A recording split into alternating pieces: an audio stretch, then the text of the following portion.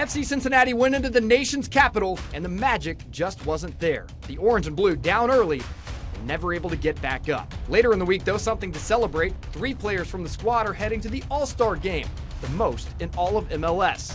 And now a return to the Fortress for a chance to keep that perfect streak alive. Cincinnati, here we go. Good evening, everyone. He is Tommy G, Tom Galerder. I'm your host, Caleb No. This is FC Cincinnati Weekly. Tommy, welcome back to the show. Not a lot of good to talk about from Saturday's match. There was some good earlier this week in terms of all-star selection. Yeah, absolutely. A tough loss in the nation's capital, but then we got the news on Tuesday. 3 guys are heading back to Audi Field, heading back to the nation's capital because Luciano Costa, Alvaro Barrial, Matt Miazga all voted in to the All-Star game. A great honor for those 3 guys in orange and blue. More All-Stars for FC Cincinnati than any other team in the league. Yeah, speaks to how good they've been this season. You know, it hasn't been the case much this season, but there were more lows than highs in the highlights from Saturday's match. Let's go to the nation's capital.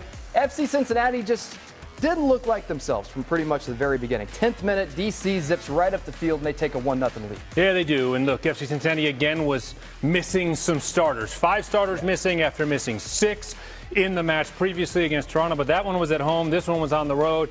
And really just some breakdowns defensively led to these goals. Pedro Santos gets the scoring open, and it's 1-0, and it just feels like you're right. The team is a little bit off on this night. And Pat Noonan said afterwards that his team wasn't terrible, but they just made mistakes in important situations, and it gave DC that early momentum. Yeah, they're able to take a 1-0 lead on their home turf there. 17th minute off a deep set piece. Roman Celentano makes the first save, but the deflection goes right to the foot of Derek Williams, and a second goal there for DC. Yeah, now you're 17 minutes in, and all of a sudden a 2-0 deficit. On the road. On the road. What's remarkable here, it's only the second time this season that FC Cincinnati has conceded the first goal. It's only the 3rd game this year in which they've trailed in.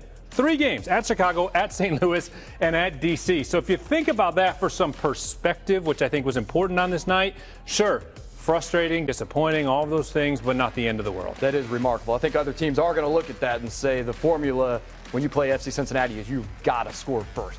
Just before the half, anything could be a set piece for D.C. United. They go the entire length of the field, and they score a 3rd goal here just before halftime. But when you have one of the best in the league, and maybe in the world at winning aerial duels, and a guy with so much veteran experience like Christian Benteke, then sure, you could play a set piece from your defensive third, get it off his head into the box, and you see the goal there from Christian Dahome.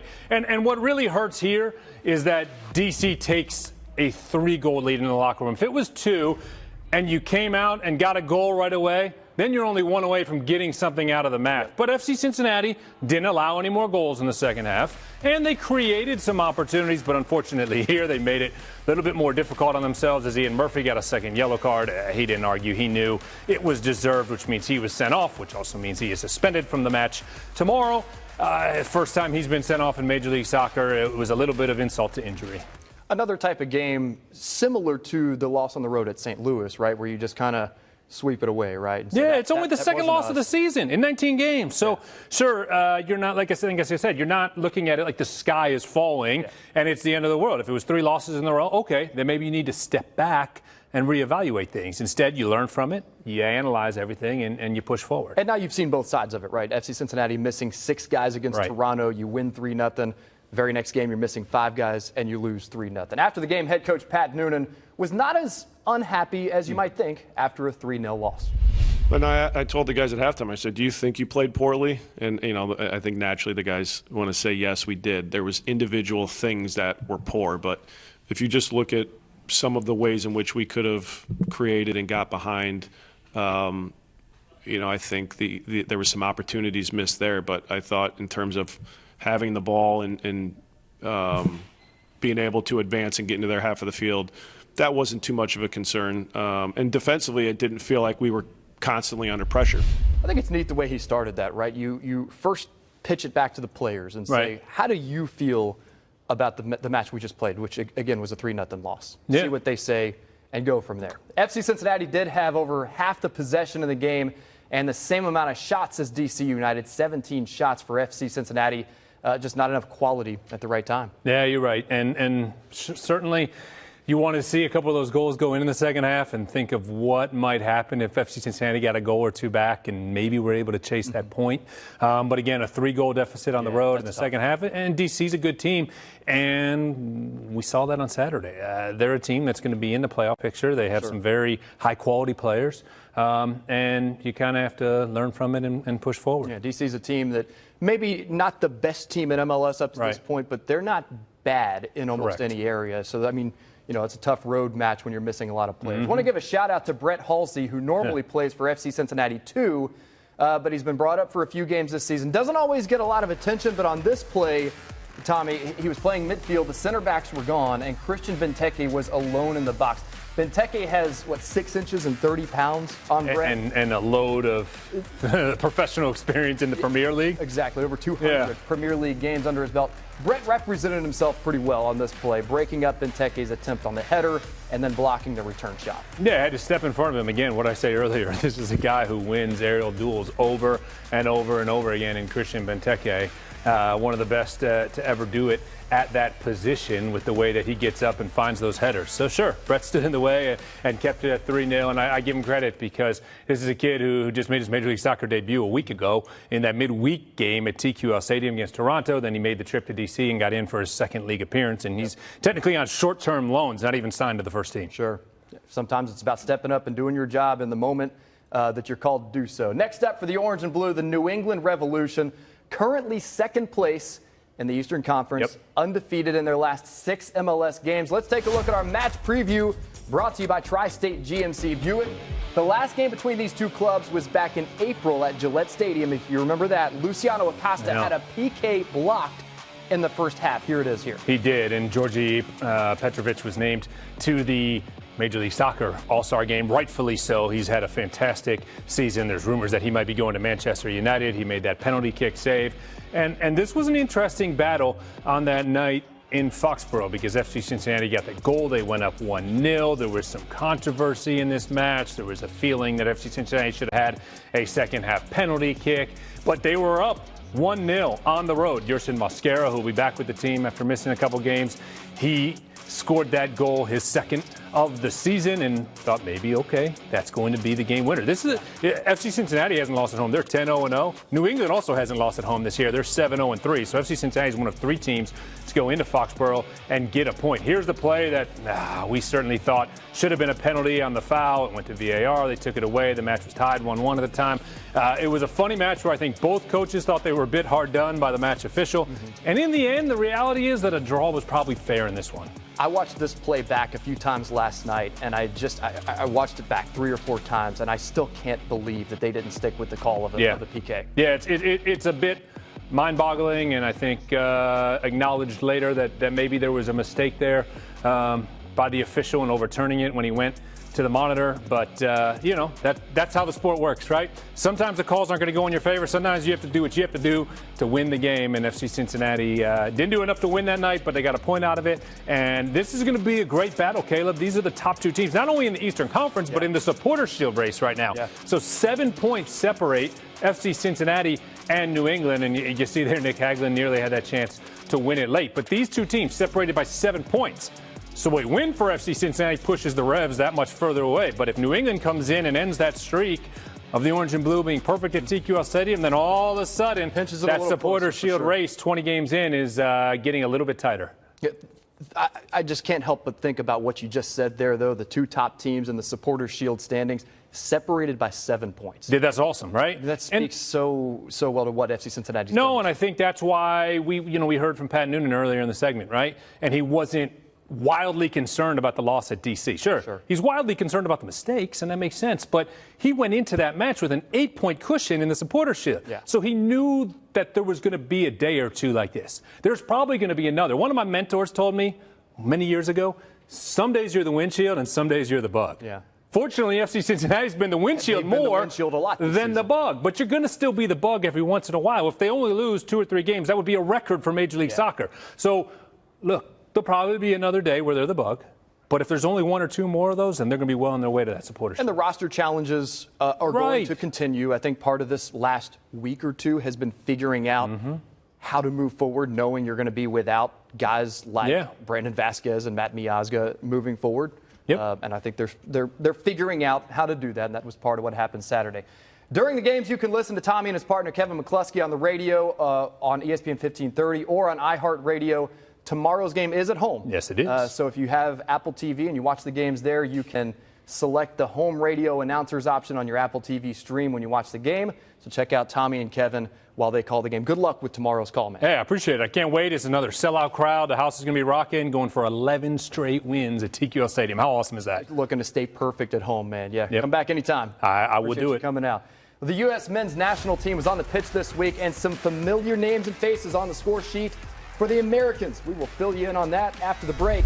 And later, we'll have our special story on the Knights of the Bailey, the leaders of the wild bunch that occupies that north end of TQL Stadium. Stay with us. This is FC Cincinnati Week.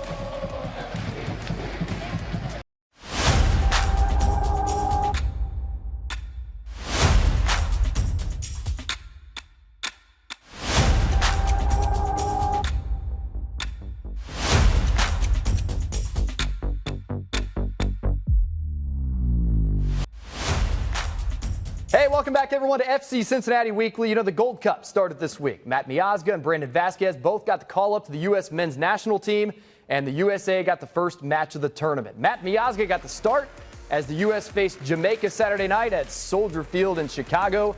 The U.S. came into the match on a 25-game unbeaten streak at home against CONCACAF teams, but Jamaica didn't care. 13th minute, Damian Lowe gets Jamaica on the board first off a set piece. That put the U.S. in a very uncomfortable position moving forward. They trailed for nearly the entire match until the 88th minute, 6 minutes after FC Cincinnati's Brandon Vasquez subbed into the match. Here he is. He gets a poacher's goal, if you will, and it was a play started by FC Cincinnati's Matt Miazga. So how about that? Matt Miazga on the front end of the play, Brandon Vasquez on the back end, and with that, the U.S. ties the match 1-1. It ended in a 1-1 draw, so the U.S. gets 1 point in group play to start the Gold Cup. Well, the group stage continued on Wednesday for the U.S., and they just routed St. Kitts and Nevis, beat them 6-0. So thanks to that win and goal differential, the U.S. is now leading the group standings. The final group play game is Sunday night, 7 o'clock against Trinidad and Tobago. Also, don't forget the Gold Cup is coming to Cincinnati the following Sunday, July 9th. There will be 2 games that day, and if the U.S. makes the knockout stage, which they certainly should, they would be playing at TQL Stadium. Tickets are available at SeatGeek.com. Cincinnati leading by a goal. Barrial with his left foot curls it in. A rocket from the Argentine. Make it 2-0 Cincinnati.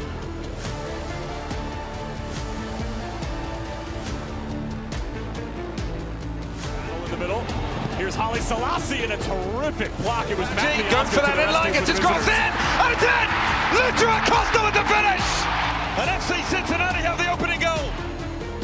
Space keeps it moving. Acosta, the crowd expected. Barrial! Oh!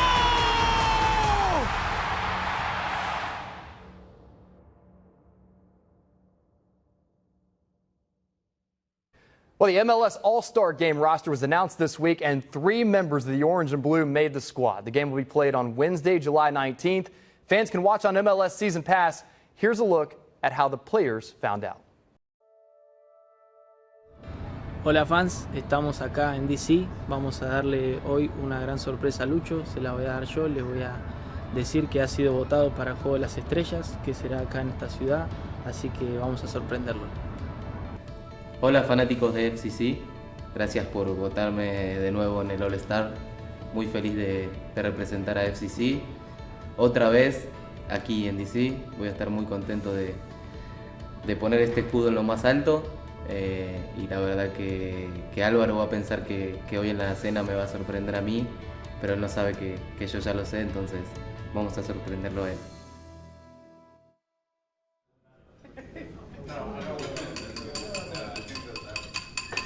Equipo.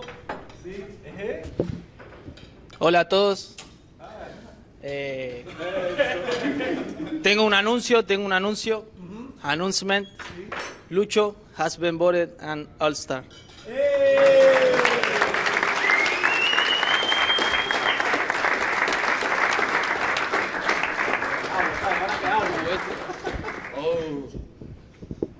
thank you guys. Thank you, everyone. I think we all deserve to be there, but I'm not the only one. I say congratulations, Álvaro. You too.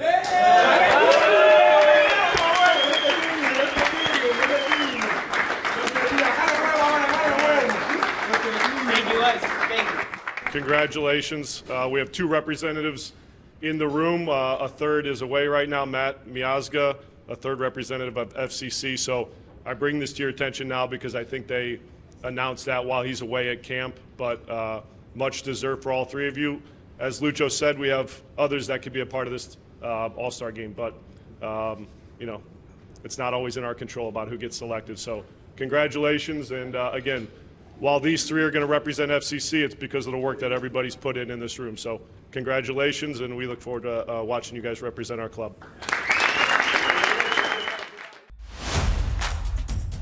Well, coming up next, we will introduce you to the Knights. No, we're not talking about the round table. We are talking about the Bailey.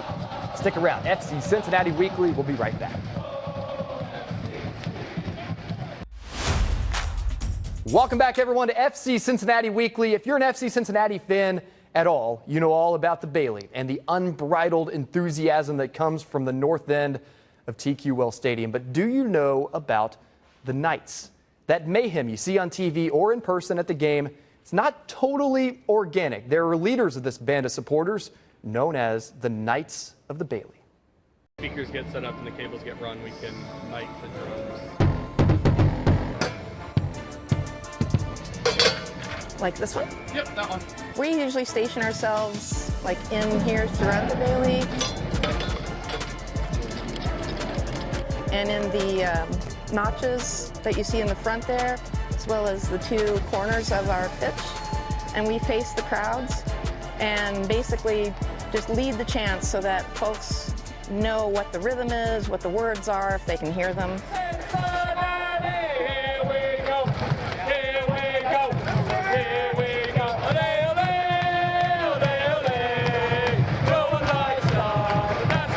I would define the Bailey as the heartbeat of the entire club.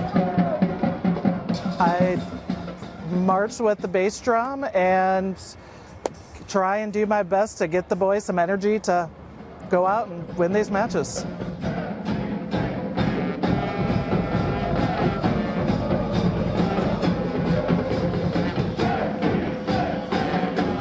The reference that's typically made is going to be that this is the armory, the place that historically in medieval times where you kept all of your arms and people. And I mean, your heart starts beating a little faster, you get that adrenaline rush.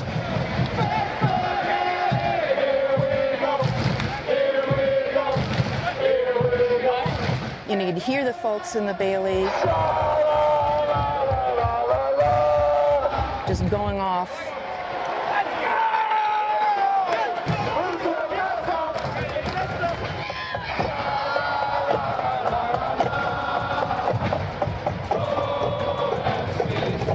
The songs, the drums, everything just, you know, to be a Knight, you are someone who helps lead the crowd to get the whole Bailey. The whole Bailey is rocking is what our goal is.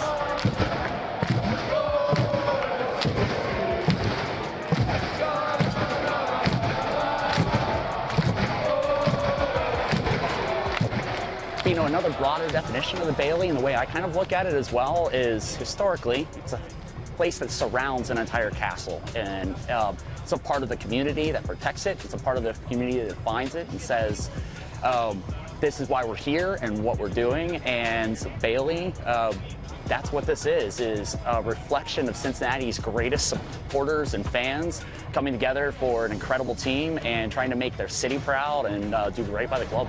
All right, let's go!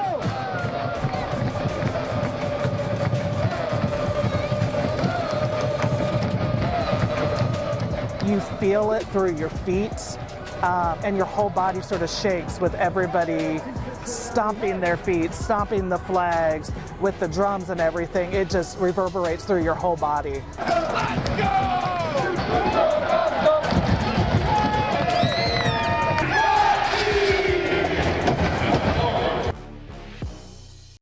Well, don't forget about the U.S. Open Cup coming back to TQL Stadium in August. FC Cincinnati will take on Lionel Messi's team, Inter Miami, in one semifinal match. And on the other side, it's Houston against Real Salt Lake in the other semi. That'll be played in Houston. Tickets are available now at fccincinnati.com. Don't miss out on your chance to see one of the greatest players in the history of the game.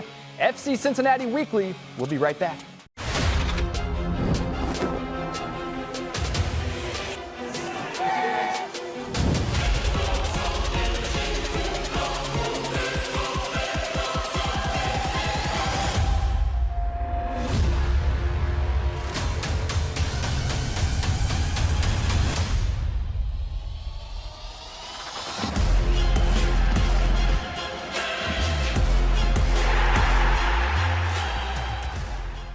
Well, that is our show for this week. Thank you so much for watching. We're here every Friday night at 7:30. FC Cincinnati Weekly, the most comprehensive coverage of the orange and blue you'll find anywhere out there. For Tommy G, Tom Galerder, and the rest of our FC Cincinnati Weekly crew, have a great night and go FC Cincinnati.